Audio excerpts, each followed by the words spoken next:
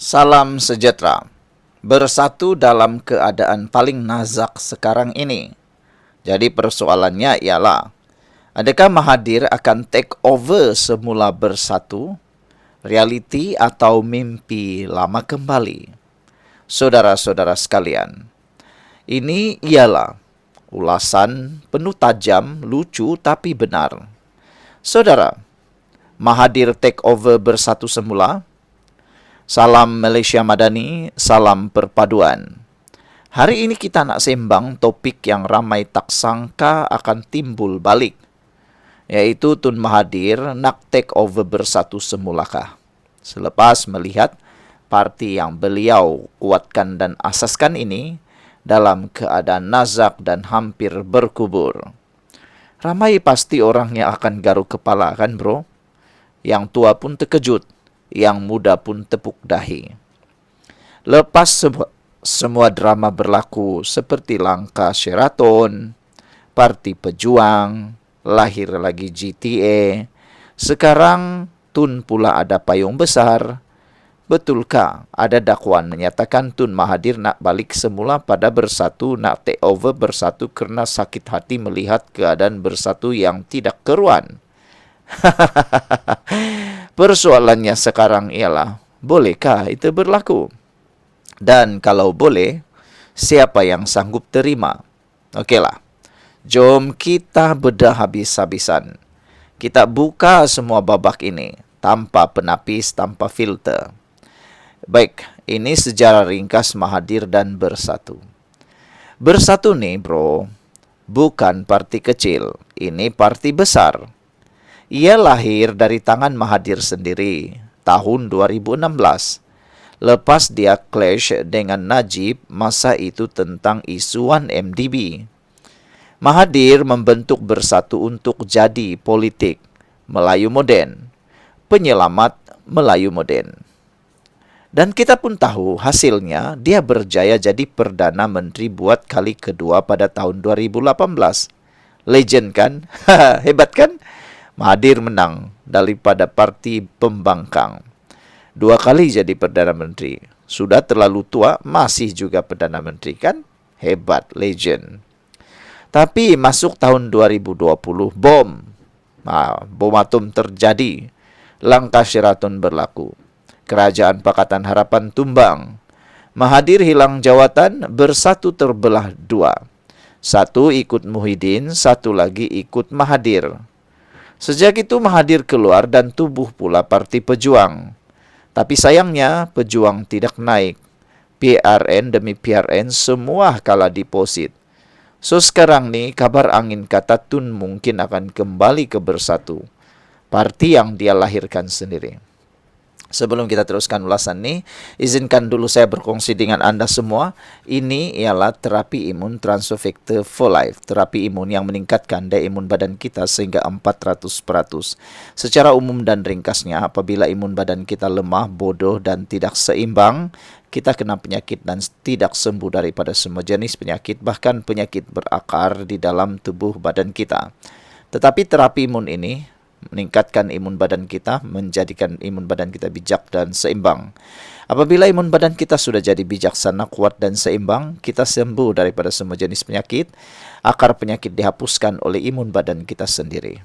Produk ini lulus KKM, halal, diperakui oleh doktor-doktor di seluruh dunia dan penemuan paling bersejarah dalam dunia kedokteran. Cepat dapatkannya melalui nombor telefon yang tertera. Ini ialah jawapan kepada doa anda selama ini. Saudara-saudara sekalian, lebih menarik lagi, persoalan bolehkah Mahathir take over Bersatu semula? Secara teknikal bro, memanglah susah. Tapi tidak mustahil. Politik Malaysia ini paling pelik di muka bumi. Dulu kawan, sekarang lawan, dulu lawan, sekarang kawan. Dan semuanya boleh jadi begitu saja. Sebab Mahathir dah bukan ahli aktif Bersatu lagi. Tapi ingat, Parti Bersatu sekarang dah papa ke dana. Tiada uang lagi. Jadi mungkin Parti Bersatu memerlukan Mahathir sebagai pendanaan politik.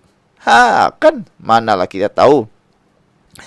Kalau nak masuk balik, Mahathir nak masuk balik Bersatu, dia kena daftar semula sebagai ahli biasa. Lepas tu perlahan-lahan naik semula pengaruh dalam majlis tertinggi. Itu kalau ikut saluran rasmi lah. Tapi mana ada ikut saluran rasmi. Benda-benda ini jarang ikut saluran rasmi. Buktinya sudah ada. Tengok saja Azmin Ali. Masuk saja Parti Bersatu. Wah, sudah terus dapat habuan. Tapi kita tahu Mahathir bukan jenis main ikut buku. Dia jenis main strategi jangka panjang. Kalau dia nak take over, dia takkan guna pintu depan. Dia akan guna naratif rakyat. Saya datang balik untuk selamatkan perjuangan asal Melayu dalam bersatu. Itu mungkin naratif beliau.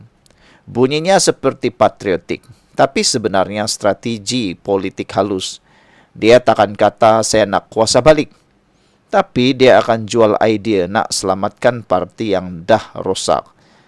Kalau naratif itu berjaya, boleh jadi ramai ahli Bersatu lama, terutama yang kecewa dengan Azmin dan Muhyiddin, akan mula lembut hati.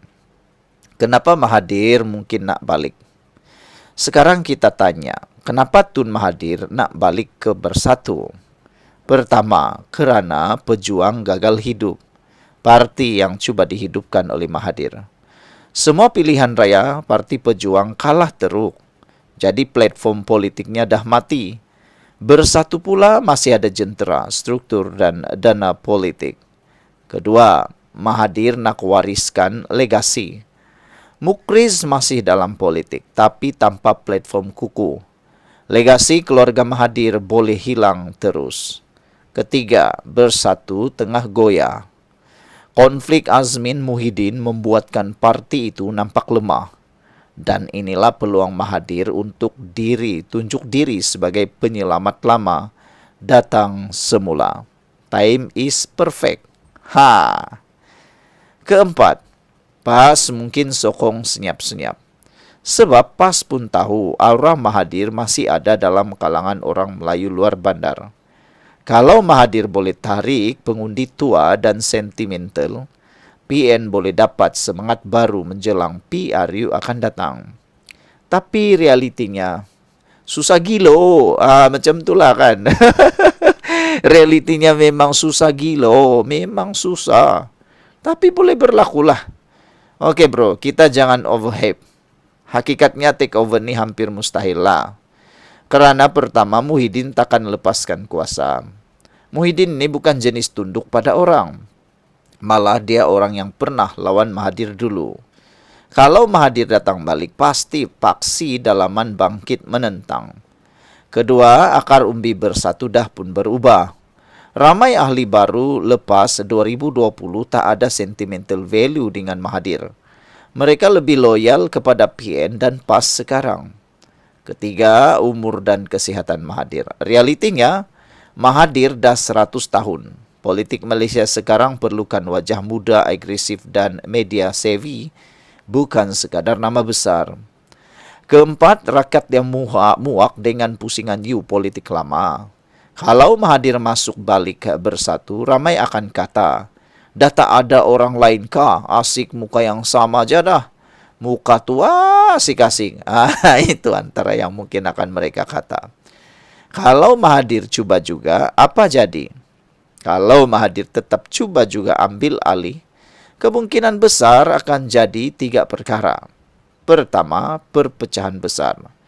Faksi Muhyiddin akan lawan, faksi Mahathir akan masuk. Parti jadi 2 kem, sama macam PKR masa tahun 2020. Kedua, Bersatu akan hilang arah. Fokus parti hilang. Dari nak lawan kerajaan, kini jadi lawan sesama sendiri. Ketiga, Anwar akan tersenyum lebar. Kan bro. Bila lawan berpecah, kerajaan perpaduan makin stabil. Sebab tu ramai kata, kalau Mahathir balik, itu hadiah paling manis buat PMX. Simbolik dan strategi Mahathir. Tapi bro, jangan lupa. Mahathir ni bukan jenis buat tanpa sebab. Kadang-kadang dia tak perlu take over pun. Cukup dia bising-bising di luar parti, beri tekanan moral kepada Bersatu dan buka pintu rundingan politik baru. Dalam erti kata lain, dia bukan nak kuasa langsung. Dia nak kawalan naratif. Nak pastikan semua orang masih sebut nama dia. Dan orang tahu Mahathir belum selesai. Itu pun dah cukup bagi dia. Power bukan semata-mata kerusi, tapi pengaruh. Dan pengaruh tu Mahathir masih ada. Jadi bro, kesimpulannya, bolehkah Mahathir take over Bersatu semula? Secara teknikalnya boleh. Secara realistiknya sangat sukar. Tapi secara simbolik dia masih mampu ganggu kestabilan Bersatu. Kalau dia main betul-betul, faksi dalam Bersatu akan goyah. Dan parti boleh hilang fokus menuju PRU. Tapi kalau Bersatu pandai urus, mereka boleh guna ancaman Mahathir ini sebagai peluang untuk tunjuk kesatuan dalaman. So, adakah Mahathir nak take over semula atau cuma nak bagi semua orang panik sikit? Kau fikir sendirilah bro. Pikir sendirilah, lu pikirlah sendiri kata orang. Tulis pandangan kau kat ruang komen. Patutkah Mahathir kembali ke Bersatu? Atau biarkan sajalah sejarah itu jadi kenangan? Kalau kau rasa analisis politik macam ni best, kau suka, tekan like, share dan subscribe channel Nazilin Unity. Kita terus kupas politik Malaysia, bukan sekadar panas tapi berisi. Sekian dulu untuk kali ini. Jangan lupa tinggalkan komen anda. Bye-bye. Hello guys, ini ialah walkie-talkie Bofeng BF888S. Dapatkannya di Shopee, murah. Guys, ini ialah headphone Onikuma K2 Pro. Hebat, luar biasa, cantik dan murah. Dapatkannya di Shopee. Guys, ini ialah power bank Mozom PB149. Murah, hebat dan dapatkannya di Shopee sekarang. Guys, ini ialah Shocks Open Swim Pro. Headphone yang hebat, kualiti hebat, tahan air. Dapatkannya di Shopee. Guys, ini ialah headphone One Audio E70 Fusion. Dapatkannya di Shopee, murah sekarang.